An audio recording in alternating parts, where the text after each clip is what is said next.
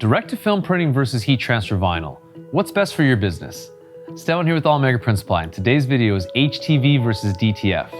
Both sides certainly have their pros and cons, so we decided to take an in-depth look to see how they compare side by side. Let's dive into it and see what makes sense for your business. If the tone of this channel ever feels a little heavy on direct-to-film, it's for good reason. We love this process.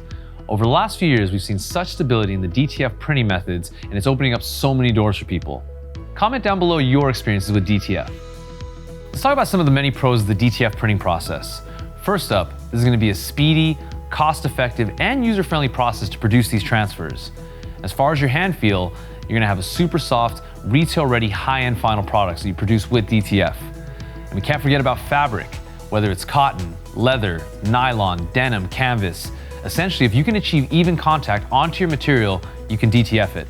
And don't forget, unlimited colors, high-resolution graphics, bold prints every time. All right, guys, we got to play fair here. Let's talk about some of the cons associated with direct-to-film. Firstly, there will be that initial investment cost to get the ball rolling and begin direct-to-film production.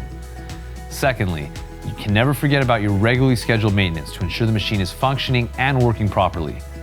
Lastly, you don't want to forget, depending on your production method of your DTF printing setup, we may advise filtration, ventilation, or possibly safety gear if you have sensitive skin.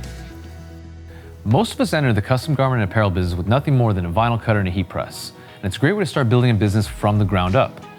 Some of the pros of heat transfer vinyl will include the low cost of the materials, with yard sheets of a single color starting at around $10 a piece. Another added benefit, there's no printer-related maintenance when it comes to a vinyl cutter, so it's pretty user-friendly in that regard. Lastly, personal-sized cutter options can start as low as $300, meaning low overhead to get producing your own custom goods. Now, it's not all sunshine and roses when it comes to HTV.